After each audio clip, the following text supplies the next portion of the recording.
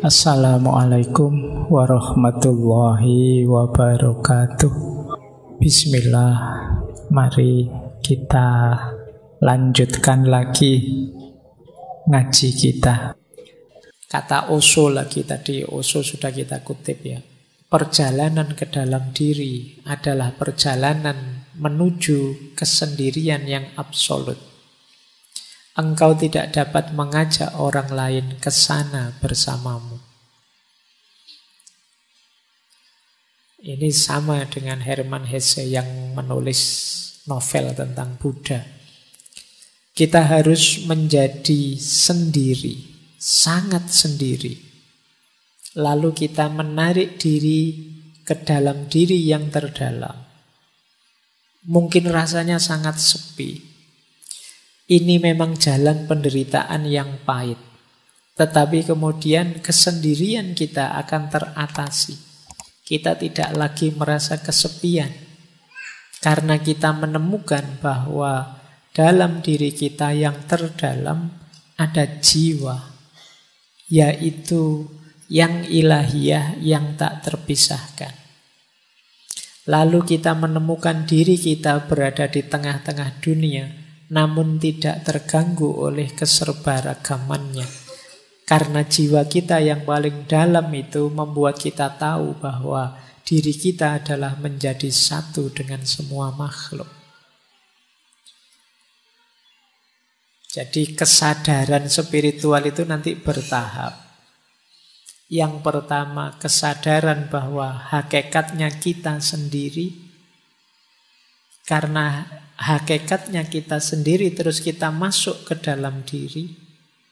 Saat kita masuk ke dalam diri, di situ kita ketemu inti diri kita yang sifatnya ilahiyah, yang disebut ruh. Kesadaran ruhaniyah ini, kalau memang sudah kita pahami, pada akhirnya kita akan kembali lagi ke dunia, tapi sudah tidak tergoda lagi. Dengan kesadaran bahwa semua makhluk hakikatnya satu, yaitu ciptaannya Allah, citranya Allah, citranya Tuhan. Inilah from solitude to spiritual awareness. Jadi diawali dari sendiri yang tidak kesepian, dilanjutkan dengan perjalanan ke dalam diri, dipuncai dengan kesadaran ilahiyah, diterapkan dalam hidup sehari-hari, yang tidak merasa ada bedanya semua makhluk dan tidak tergoda oleh warna-warni duniawi. Inilah from solitude to spiritual awareness. Konkretnya apa? Kalau dalam dunia tasawuf, uzlah. Ada 3 istilah dalam dunia tasawuf yang dekat dengan uzlah. Ya, yang pertama uzlah itu sendiri, yang kedua zuhud, yang ketiga kholwat. Zuhud itu kondisi jiwa yang tidak tergoda oleh hal-hal duniawi. Kalau uzlah itu menjauhkan diri dari keramaian. Kalau kholwat itu memisahkan diri dari keramaian, berdua dengan yang dicintai, yaitu Allah. Jadi uzlah itu menjauhnya, kholwat itu berduaannya. Kemudian dari sini bisa melahirkan jiwa yang zuhud, jiwa yang tidak tergoda oleh hal-hal duniawi. Jadi ternyata kesendirian tadi bisa jadi, kalau bahasa tasawufnya, salah satu mode suluk perjalanan kita untuk menuju Allah. Jadi yang tadi berawal dari kondisi jiwa, psikologi kita, ternyata bisa kita manfaatkan untuk perjalanan ilahiyah. Kesendirian kita ternyata bisa bermakna spiritual. Kita lihat ya, Ini ayatnya. Jadi mana sih ayat yang menyarankan kita memperhatikan diri kita sendiri, jangan terlalu sibuk dengan orang lain? Ada di surat Al-Maidah ayat 105. Wahai orang-orang yang beriman, ya ayyuhalladzina amanu alaikum anfusakum. Alaikum anfusakum itu ya atas diri kalian, jiwa-jiwa kalian diri. Maksudnya apa? Perhatikanlah diri kalian sendiri. La yadurrukum man dhalla idza tadaitum. Tidak mungkin bisa membahayakanmu, mencelakakanmu orang-orang yang sesat kalau kalian sudah mendapat petunjuk. Berarti apa? Tadi jiwa kita ini ayo kita bawa untuk memperoleh hidayah, memperoleh petunjuknya Tuhan. Kalau sudah sampai level itu, tidak akan yang ada yang bisa menggoda kita, membahayakan kita. Jangan lupa, ilallahi marji'ukum jami'an. Kepada Allah lah kalian semua akan kembali. Fayunabbi'ukum bima kuntum ta'malun. Yang saat kembali nanti akan diberitahu kalian apa saja yang sudah kalian kerjakan. Jadi ayat ini menegaskan keutamaan ayo memperhatikan diri kita sendiri dulu. Sendirian dulu. Sampai kita kuat. Sehingga tidak ada yang bisa menggoda kita, membahayakan kita. Karena kita sudah mendapat petunjuk ilahiyah. Ini biasanya dipakai dalil uzlah. Boleh dicek nanti di Ihya-nya Imam Ghazali. Ini loh keutamaannya uzlah. Keutamaannya sendirian. Yo, uzlah di sini boleh kalian ganti kesendirian, boleh kalian ganti jomblo, boleh kalian. Jadi kalau ada tanya ini keutamaannya sendiri. Yang pertama apa? Ada kesempatan lebih banyak untuk beribadah dan bertafakkur. Tentu saja kalau banyak teman terus-terusan bareng orang lain, kesempatan ibadahnya kan bukan tidak ada tapi terbatas. Untuk bertafakkur juga sulit fokus kalau banyak orang di sekeliling kita. Maka sendirian itu nikmat. Jadi kalau teman-teman nanti pulang dari kos-kosan, ya Allah di kamar kos ini sendirian, itu berarti nikmat. Alhamdulillah sendirian. Coba ada teman, aku repot ini harus melayani teman. Jadi kesendirian itu nikmat. Saatnya kalian memperbanyak ibadah, memperbanyak tafakkur. Ini kesempatan tidak datang berulang-ulang. Mungkin besok sudah ada teman. Yang kedua, mari kita syukuri kesendirian itu, karena itu berarti kita lepas dari dosa yang berhubungan dengan kemasyarakatan. Ghibah misalnya, gosip. Kalau sendirian kan tidak mungkin gosip. Apa ada orang ngerumpi kok sendirian? Kan tidak ono. Mesti ada temennya. Kalau kalian gosip kok sendirian itu ya namanya bukan gosip. Jadi kita bersih dari ghibah. Kemudian yang kedua, kita tidak kena amanat amar ma'ruf nahi mungkar. Kan kita itu wajib beramar ma'ruf nahi mungkar. Wahai orang-orang, ayo menuju kebaikan, ayo sholat, ayo. Kalau nggak ada orang lain kan ini nggak ada perintahnya untuk mau amar ma'ruf ke siapa, nggak ada orang lain. Yo, kita bebas dari ini. Tapi kalau banyak orang, kita ada amanat untuk amar ma'ruf nahi mungkar. Ini sebenarnya saya ambil dari Ihya. Yang ketiga, riya. Kita pamer itu kan pada orang lain. Kalau tidak ada orangnya kita tidak pamer. Sedang sendirian saja kan kita tidak pamer. Kalau mau keluar ketemu orang kan kita pamer. Kita dandan lah, kita apalah. Tapi kalau pas sendirian kan tidak. Terus yang keempat, kita terlindungi dari perilaku-perilaku buruk. Mengumpat, memfitnah, mencela. Tidak ada orang lain. Loh, paling tidak kan kita selamat dari 4 ini.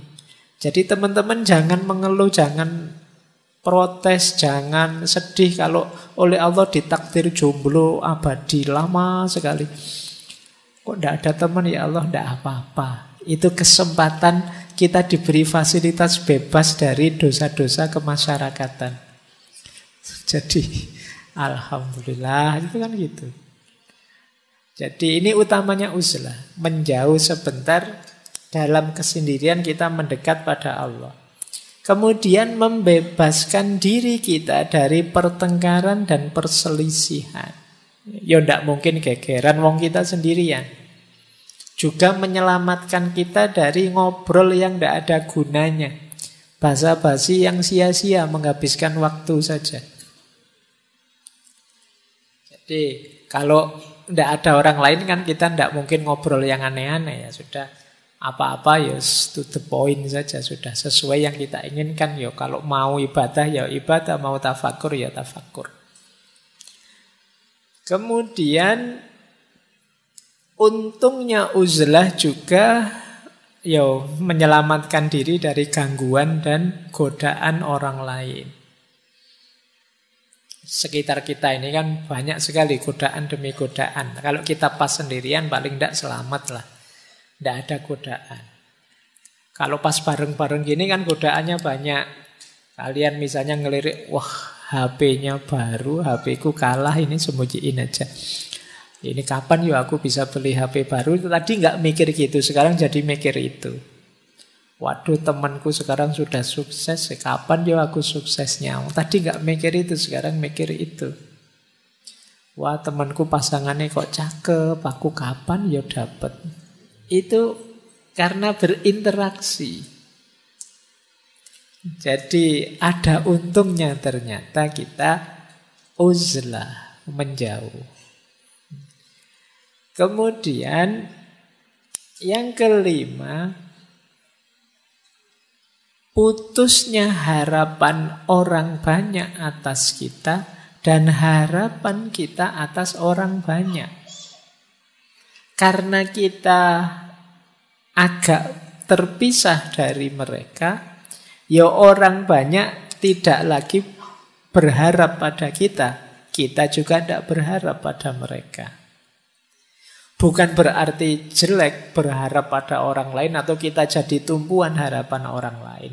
Tapi kadang-kadang kalau lupa batas seperti yang saya jelaskan di depan tadi, ini bisa jadi sumber kesedihan, sumber stres. Orang lain berharap kita itu ya wong mahasiswa, mbok yo hidup yang tertib. Kalau adzan ya ke masjid. Kalau itu kan mungkin orang lain berharap itu dan kita tertekan dengan itu. Kita juga berharap masyarakat itu mbok ya begini begitu. Tapi begitu kita uzlah, harapan-harapan yang macam-macam tadi sudah tidak ada. Wong kita tidak lagi berinteraksi dengan mereka.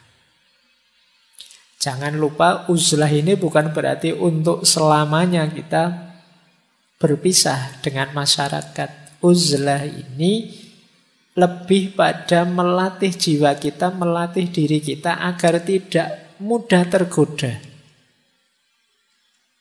Agar kuat. Pada saatnya mungkin kembali ke tengah masyarakat kita sudah kuat. Jadi uzlah ini ada ya pakai istilah bagian dari riyadoh, latihan, melatih jiwa. Ketika kita uzlah, kita tidak banyak berharap pada masyarakat, kita lebih bersandar pada Allah. Ya nanti setelah kembali ke masyarakat kita juga begitu. Ketika kita uzlah, kita bisa fokus memperbanyak ibadah dan tafakur, tidak tergoda oleh kesibukan di sekeliling. Ya nanti saat kembali juga masih begitu.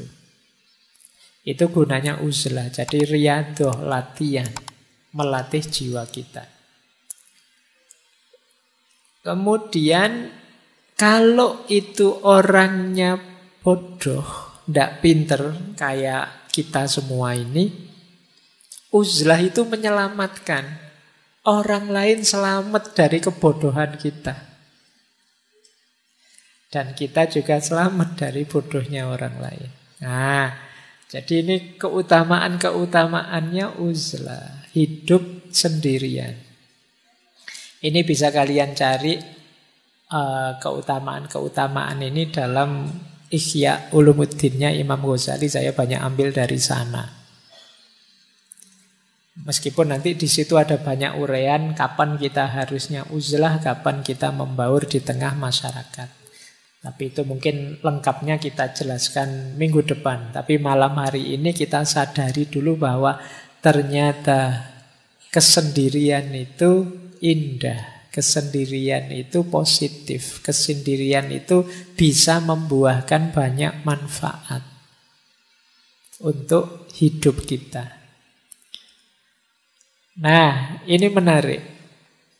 Saya tadi buka Ihya, tadi ketemu hadis yang mengindikasikan Rasulullah menyuruh kita uzlah kalau situasinya seperti ini. Saya bacakan ya. Rasulullah Shallallahu Alaihi Wasallam bersabda, ini hadis dalam Ihya. Apabila engkau menyaksikan manusia mengingkari janji dan amanah yang dipercayakan kepada mereka, dan apabila kemudian mereka menjadi begini itu Rasulullah memasukkan jari satu ke jari yang lain. Maksudnya apa? Konflik terus, gegeran terus. Mereka sibuk dengan pertengkaran dan perselisihan. Kemudian seorang sahabat bertanya, lalu apa yang harus kami lakukan ya Rasulullah?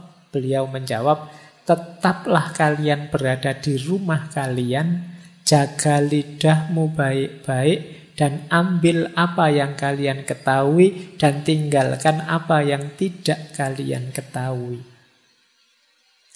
Karena itu tetap sibuklah dengan urusan kalian sendiri, dan tinggalkan urusan orang banyak. Hadis ini menarik ya. Jadi kalau situasinya orang yang diberi amanah kok terus banyak yang khianat, kemudian masyarakat secara umum sukanya kok konflik, gegeran aja. Saatnya kita nyari selamat untuk diri kita sendiri. Ambil jarak. Uzlahlah. Jadi ini hadis ini nuntun kita untuk tidak tenggelam dalam situasi masyarakat ketika situasi masyarakat itu menurut kita negatif. Menarik diri. Karena kita mesti, kalau kita terjun ke sana, kita pasti terpengaruh. Ini yang disebut uzlah. Ya silahkan teman-teman membaca situasi. Mungkin di masa yang akan datang ketemu situasi seperti ini, ya selamatkan diri kita sendiri lebih dulu. Dengan cara ini tadi, uzlah. Bahkan ada beberapa asar yang saya ambil juga karena menarik kalimatnya. Kesendirian lebih baik daripada sahabat yang buruk perilakunya. Kok punya sahabat kok buruk, mending sendiri saja. Atau qaulnya Ibnu Somad. Ibnu Somad punya kalimat menarik. Manusia itu seperti obat yang dengannya mereka menyembuhkan penyakit. Namun manusia masa kini telah berubah menjadi penyakit yang tidak lagi ada penawarnya. Karena itu larilah dari manusia banyak sebagaimana kalian lari dari singa. Ini juga anjuran untuk uzlah. Ya memang kita memerlukan orang lain. Manusia itu seperti obat bagi kekurangan kita. Tapi hari ini banyak manusia yang bukan obat tapi penyakit itu sendiri. Orang baik-baik ketika berinteraksi dengan orang lain jadi ketularan jahat. Nah, kalau situasinya seperti ini ya jauhi saja mereka. Uzlahlah, menjauhlah. Rasulullah itu ketika sadar kondisi masyarakatnya yang jahiliyah, yang kacau, yang lupa pada Tuhan dan lain sebagainya, ya beliau uzlah. Merenungi kondisi masyarakatnya. Jadi ini tuntunan-tuntunan untuk kita beruzlah menjauh dari keramaian ketika situasinya memungkinkan. Jadi dari sini kelihatan ternyata ya menyendiri, menciptakan kesendirian untuk hidup kita itu kalau momennya tepat justru itu adalah sesuatu yang dianjurkan, mulia dan utama. Makanya sejak awal tadi saya bilang cari situasi yang pas ya, cari kondisi yang pas. Baik, terakhir ini satu kalimat menarik.